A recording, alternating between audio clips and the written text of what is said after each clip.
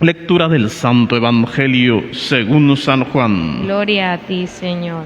Capítulo 12, versículos del 24 al 36. En aquel tiempo Jesús dijo a sus discípulos: yo les aseguro que si el grano de trigo sembrado en la tierra no muere, queda infecundo, pero si muere producirá mucho fruto. El que se ama a sí mismo se pierde, el que se aborrece a sí mismo en este mundo se asegura para la vida eterna. El que quiera servirme, que me siga, para que donde yo esté, también esté mi servidor. El que me sirve será honrado por mi Padre. Palabra del Señor. Gloria a ti, Señor Jesús. Que por las palabras de este santo Evangelio sean borrados nuestros pecados. Alabanzas a ti, oh Cristo Jesús. Pueden sentarse. Queridos hermanos y hermanas, las líneas de la primera lectura pertenecen a la carta a los Corintios y hoy el autor sagrado, el apóstol Pablo, nos recuerda la generosidad de Dios. Resplandece en el texto aquella expresión muy frecuentada por nosotros que en la traducción católica y en esta traducción que hemos leído es: Dios ama al que da con alegría. Las otras traducciones de la Biblia dicen: Dios bendice al dador alegre. Pero la palabra bendición solo significa decir bien de alguien. Muchos catalogan como bendición a lo económico, pero no necesariamente, no es esa una bendición, ni es la única forma de bendición, sino que por el contrario.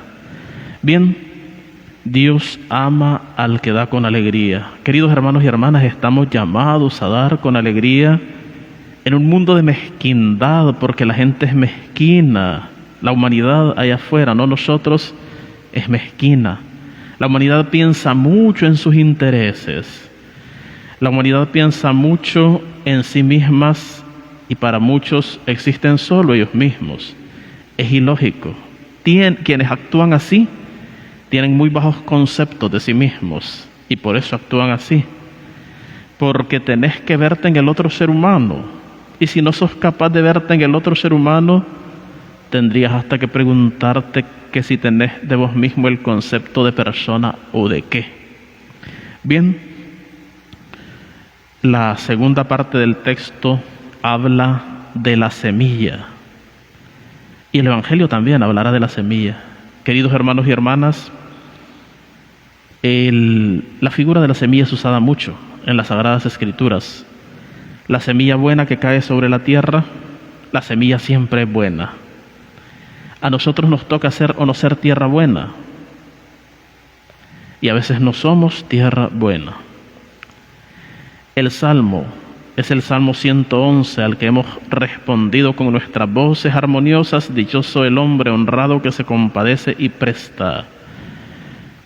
Es una invitación a ser buenos, a practicar la generosidad y la misericordia ante un mundo a veces inmisericordia.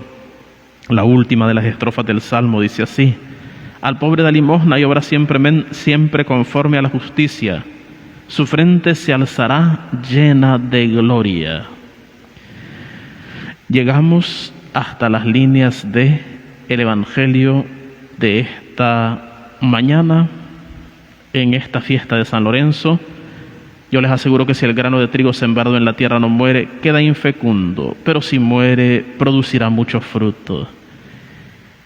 La semilla que produce fruto, la semilla que está dispuesta a caer sobre la tierra, es muy importante. Tan es así que este texto a veces es utilizado cuando rezamos las estaciones del Vía Crucis y hablamos de las caídas de Cristo. ¿Qué tan fecundas fueron las caídas de Cristo para la humanidad? Enormemente. Y su entrada en el corazón de la tierra, desde su muerte hasta su resurrección, la fecundidad de esa entrega es incontable e interminable.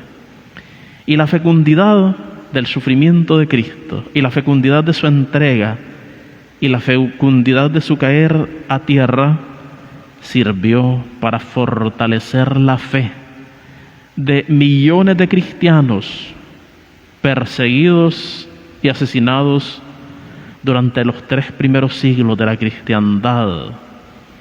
Pero también hoy somos perseguidos por ser cristianos. También hoy somos de igual forma, aun cuando no sea de una forma específica, los cristianos somos perseguidos en todos los lugares del mundo. Y se nos persigue por no estar acordes al pensar del mundo, al actuar del mundo. San Lorenzo es una muestra de esto. Es un santo del 3er siglo que junto con el Papa de aquella época fueron llevados al martirio por el Imperio Romano. Su entrega, su opción por los pobres, parte de su ministerio, y su fidelidad a la Iglesia resplandecen hoy. Había muchas formas de martirizar a los cristianos en aquella época.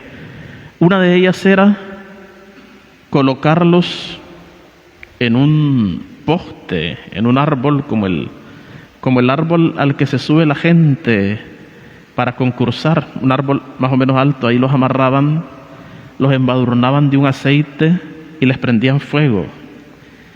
Y durante las noches el espectáculo era mirar las ciudades iluminadas con los cristianos calcinados.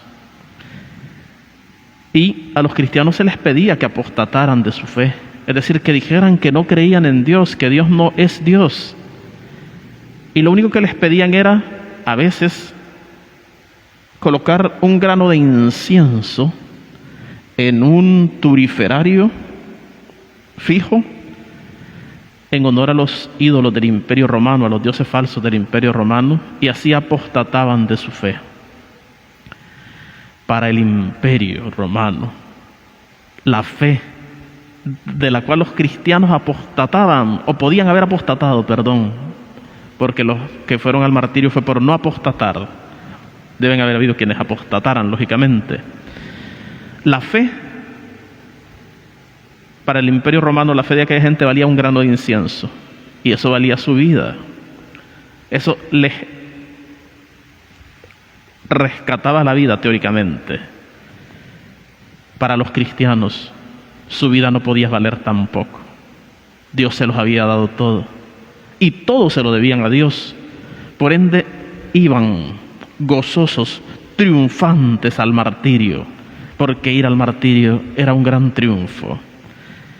Queridos hermanos y hermanas, nuestras tribulaciones en la vida, nuestros dolores en la vida, las ofensas que sufrimos en la vida por ser cristianos y por nuestra fidelidad al reino, tienen que hacernos regresar la mirada hacia los mártires de estos 21 siglos de la Iglesia y entender que debemos ser gozosos en sufrir por Cristo.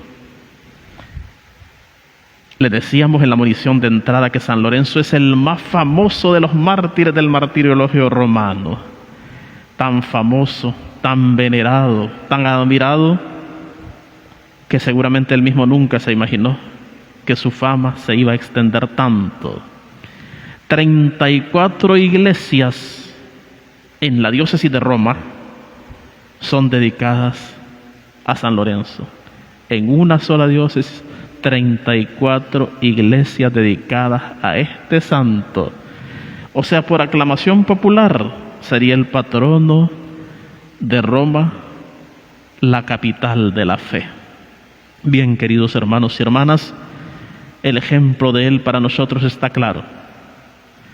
Se dice también que cuando subió al martirio, lo quemaron en una parrilla, y que cuando se estaba quemando y su cuerpo estaba calcinándose, le dijo: denme la vuelta, porque esta parte le hace falta quemarse. Y eso significaba lo siguiente: a la iglesia le hace falta purificarse.